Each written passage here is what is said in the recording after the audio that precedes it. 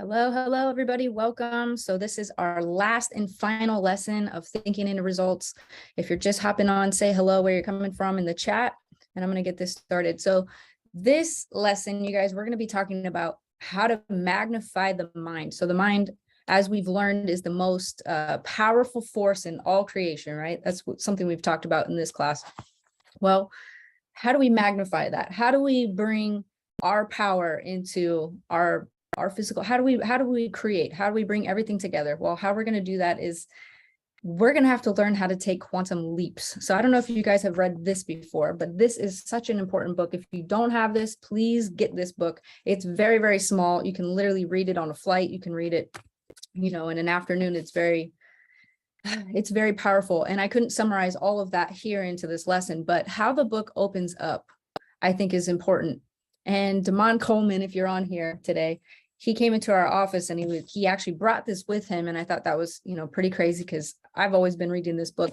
In fact, I couldn't find my copy this morning, but I found it and I had forgotten about this particular copy. And I want to share this with you guys really quickly because. But I found this copy, and this one actually was signed by Bob Proctor. This is the one that he gave me. And it said, "Jenna, you are the best, love and light, Bob Proctor." And I thought, how fitting that I find this and this signature on the very last lesson. So anyway, super cool. But how the book opens up, it talks about a guy that's sitting in a hotel room in Toronto, or an hour from Toronto, in the woods, in a cabin. And behind him, he hears the life or death struggle of a fly that's stuck in the window, and it's just trying as hard as it can, and it's just about dead, but it's running into this window, and it doesn't realize that, its strategy that it's using is just not working, right?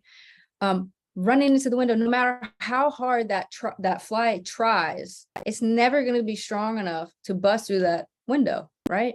Never. And so what's interesting about the story is all the fly has to do is just fly just a little feet over to the right, and the window's open. It could go outside into the outside world and survive. But the fly is trying harder. And we think always that, if we just try a little bit harder, then we're going to get better results. And most people think that, I just got to keep trying. I just got to put in more work. I got to put in more time. I got to put in more effort.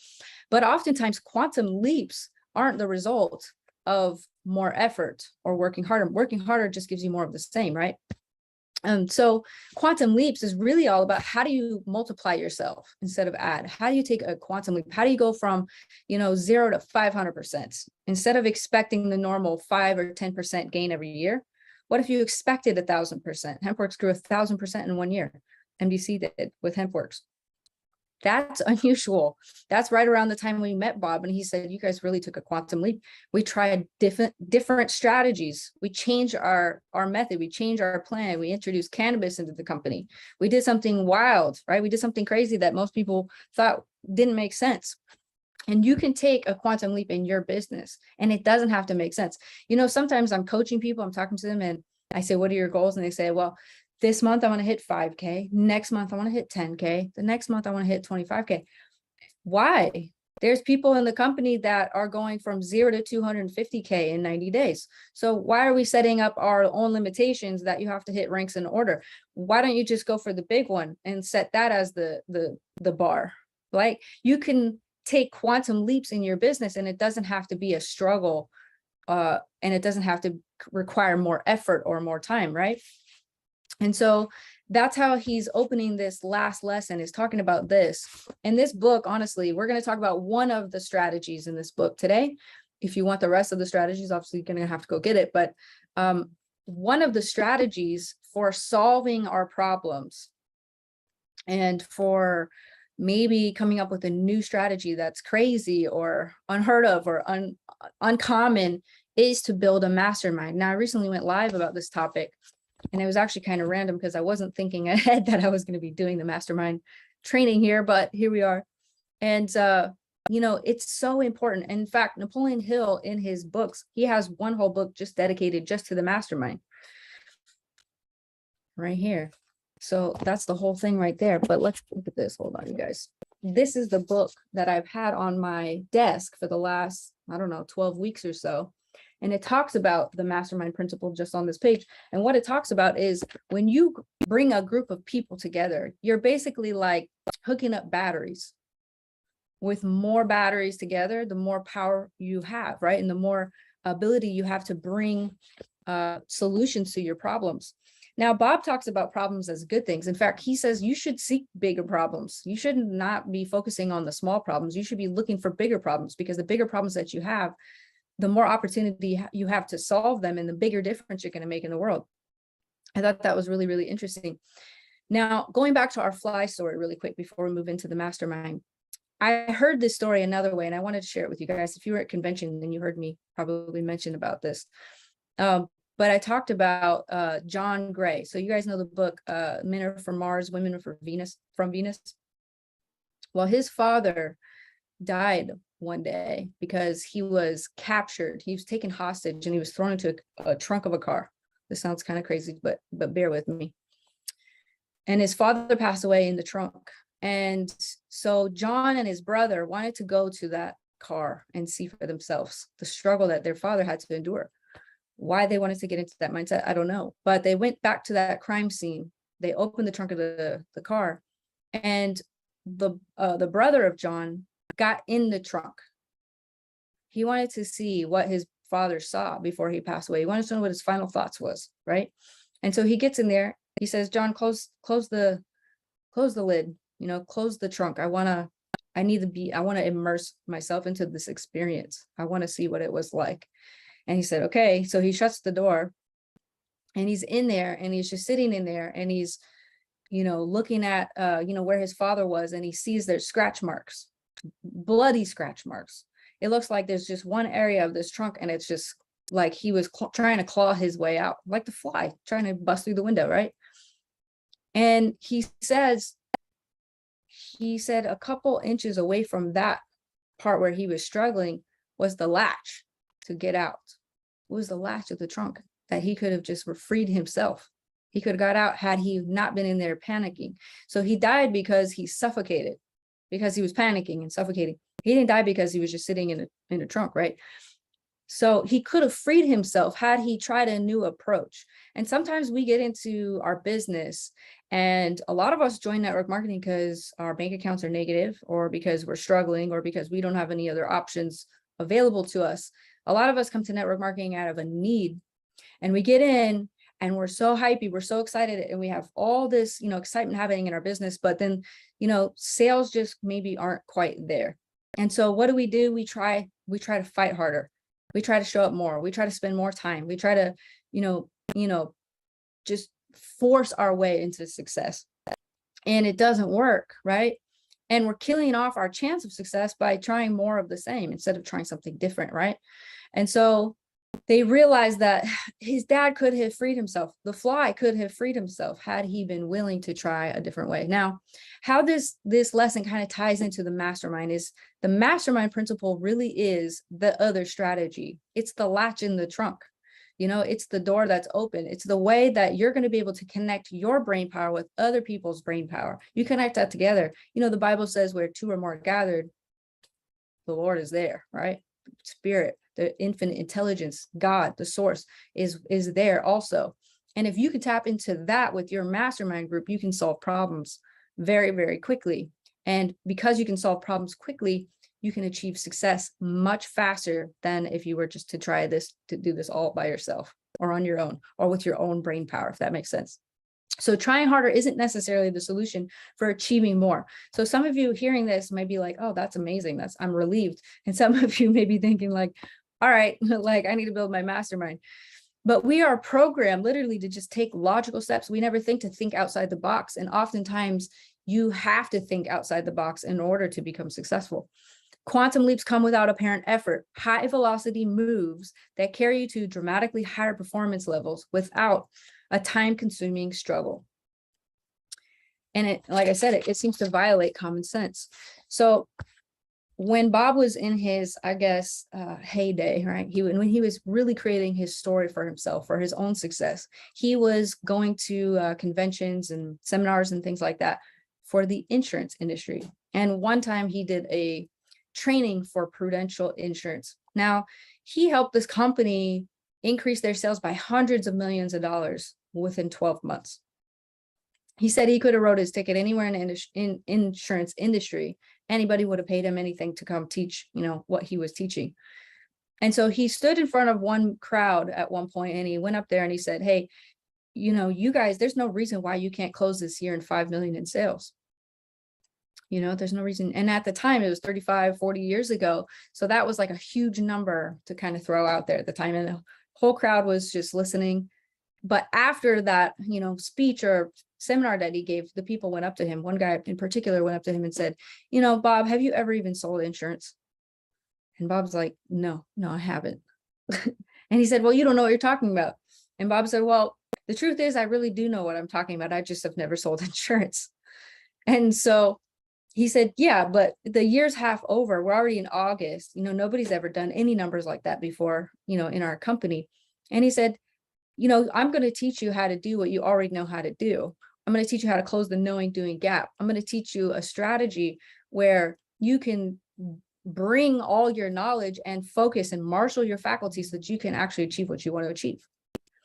And so that guy came back December 2nd of that same year. So he met him in August. In December, he had closed at 4.2 million in sales. And by the end of the year, he got to 6 million. And there was a string of people that were following him. They went up by hundreds of millions of dollars and that cracked the code. And so what I want to take away from that lesson is that you already know how to do many times better than what you're doing right now. You already have the information. You've already taken the classes. You've already seen all the other thinking into results, right? You've already studied the Robert Hollis trainings. You've already studied some of the Mark Aceta trainings. You already have taken all the notes. You already know the information on what you need to do to succeed. There's enough training videos in your back office that you should have all the information you need right now. You already know how to do many times better than what you're doing. You just got to learn how to close the knowing doing gap. And we covered that, right? I think in lesson 2. And so Bob says, I'm going to show you how to do what you're telling me you can't do. And you're not even going to learn anything new. I'm going to show you how to start to do something you already know how to do. So think about that. If you know how to get to 10K affiliate, but you're a 1K affiliate, well, then let's do it, right? We have to close the knowing doing gap. If you know how to do it, then we just have to do it. We got to step into action, right? We got to take the steps forward. We got to change the strategies, focus on the goal, marshal all the faculties within our mind to make it work, right? How to bring the power within you to the surface. And so that's what this guy learned from that seminar. That's what he learned from these books. That's what he learned from these lessons from Bob, at his seminar. So let's talk about masterminding really quickly before we kind of wrap up our whole series here. So you only need 2 people to create a mastermind, although it is recommended you have about 8. And you probably don't want to do more than 8, definitely not more than 12. Now, I have unconsciously created masterminds in my life, in my personal life and in my business life. But the way Bob has this structured is it's a very detailed formula for how to create a mastermind and how to conduct the meetings for the mastermind. So I'm going to share that with you guys so that you have the information here. Okay. So just to give you an example, well, my mastermind is Josh for sure. I have a few other people that I consider part of my mastermind. Part of Bob Proctor's mastermind was John Assaraf from The Secret. That was one, the guy with the vision board. He had another, Mark Victor Hansen. He wrote Chicken Soup for the Soul, or one of those books. Jack Canfield, I think, as well. So he has like a few people in his mastermind. So start thinking about who you would have in your mastermind. These are going to be, intelligent people that maybe are really good at one thing, So like if Henry Ford had a mastermind, surely he probably had, the technology part of it, the legal side of it. Like we have a legal team, we have a compliance team. I feel like our company is a mastermind. Each department head is part of the mastermind. One thing I'll say really quickly, Bob says there's only 2 departments in companies, and that's sales and sales support. And without a sale, nothing happens in the company. But alternatively, if you're not supporting the salespeople, nothing's going to happen either. So here's the strategy for the mastermind.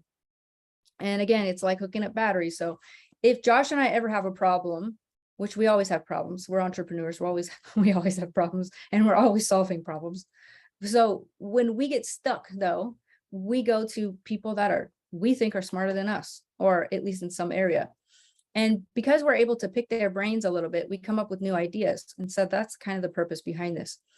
One thing I want to say is this, is you can't form a mastermind if you guys are not in a spirit of harmony with your mastermind. Like if there's one negative person in the group that's like just rolling their eyes, doesn't want to be a part of it, or if there's somebody in there that's just not all in, I feel like the meaning of getting into the spirit of things is getting all in on it. You guys talk about the spirit of the holidays, spirit of Christmas. What is that? That's everybody's just in harmony. We're blending energies together around one particular cause.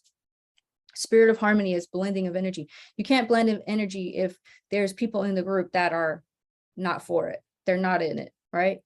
And so keep that in mind as you're building your group. Spirit of winning, right? The winning spirit. That's getting into the spirit of something. That's bringing all your focus and all your energy into one thing. Okay, so here's the principles for the mastermind. So as you're building your group, no more than 8. If you have more than 8, put it into 2 groups, have different meetings. Bob reads these every time he opens up a mastermind group or session. And he says, even if the meeting's only 15 minutes, he'll still read all of these things. And I'm going to do this too. Our next department head meeting, I'm reading all these, and I'm going to get probably a lot of stares, and it's going to be funny, but we're going to do it because I do believe that these are awesome. So here we go. If you don't have the ability to write all these down, don't worry about that, because you can download this in your back office. All right, here it is. So the start of every meeting, you read this. I release myself to the mastermind because I am strong when I have others to help me. I believe the combined intelligence of the mastermind creates a wisdom far beyond my own. I understand that I will more easily create positive results in my life when I'm open to looking at myself, my problems and opportunities from another's point of view.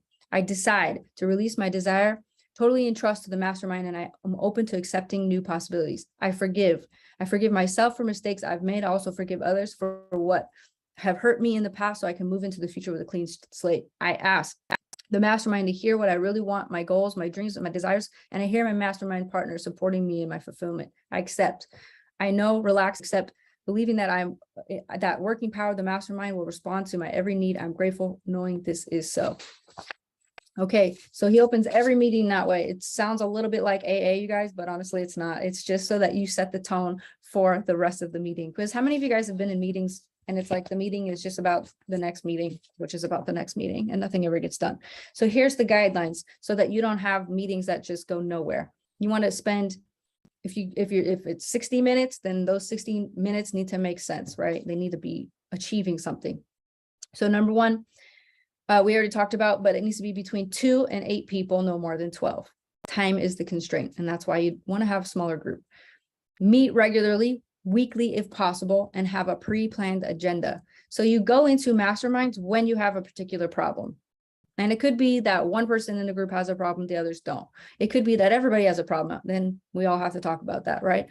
And so if your problem that you're facing right now is less sales or holiday season, coming up with new ideas, how can we kick off the new year? How can we plan, momentum for, 2023? You're going to meet with your team, right? Or the top leaders in your team, maybe, or the people that you both feel will be in a spirit of harmony with, right? Schedule a time to meet with them, and weekly if possible. If you're in different cities, you can do, Zoom. If you're in the same city, you can be in person. Okay. Each member should be supported visually, verbally, and emotionally by others. Okay, so we got to be kind to each other. That's pretty simple. Your mastermind meeting should run like a Swiss watch. So if you've seen any kind of government meeting before, it's like minutes are out. You have 3 minutes, it's keeping track of the time. Roll call, make sure everybody's there. Good news, you want to start out your meetings with a positive note or some recognition. And then finally you get to wants and needs. And that's where you say, this is Jenna, this is the challenge I'm facing, and I would appreciate the help of my mastermind group to help me solve this. Does that make sense?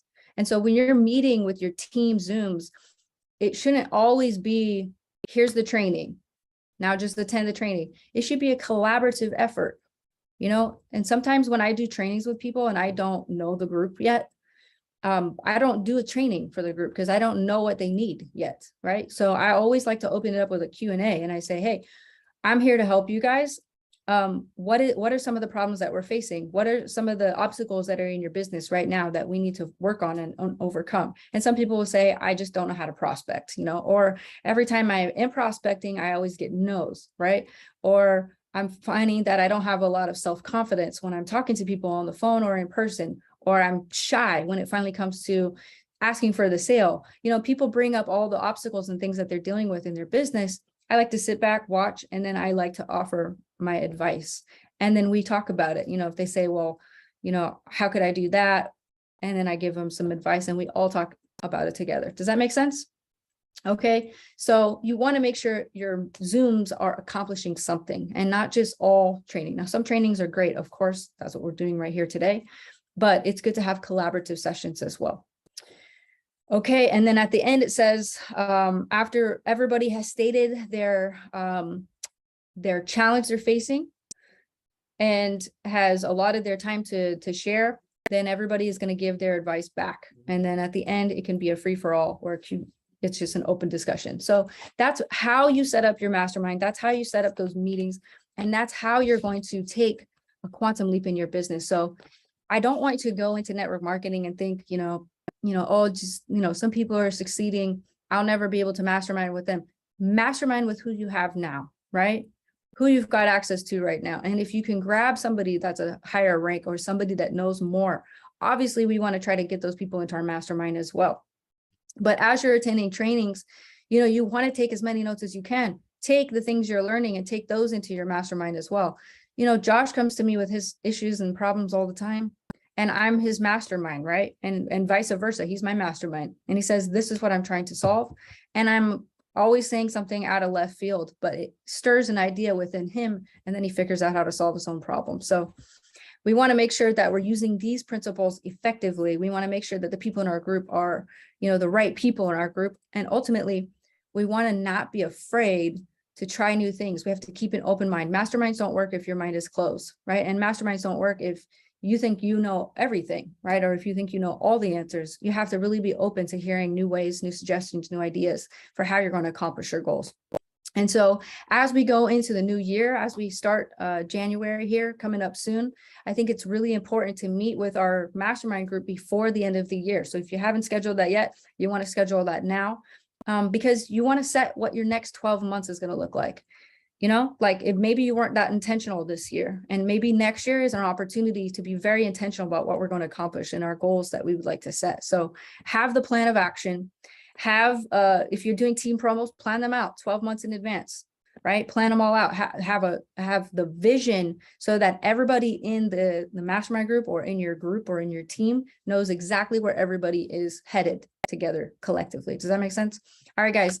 So thank you guys so much for hopping on today. This is our last and final lesson here. We may do another one in the future, but if not, rewatch these videos because you can't learn it enough times, and pass it on to as many people as you can. Thank you guys, and we'll see you at the top.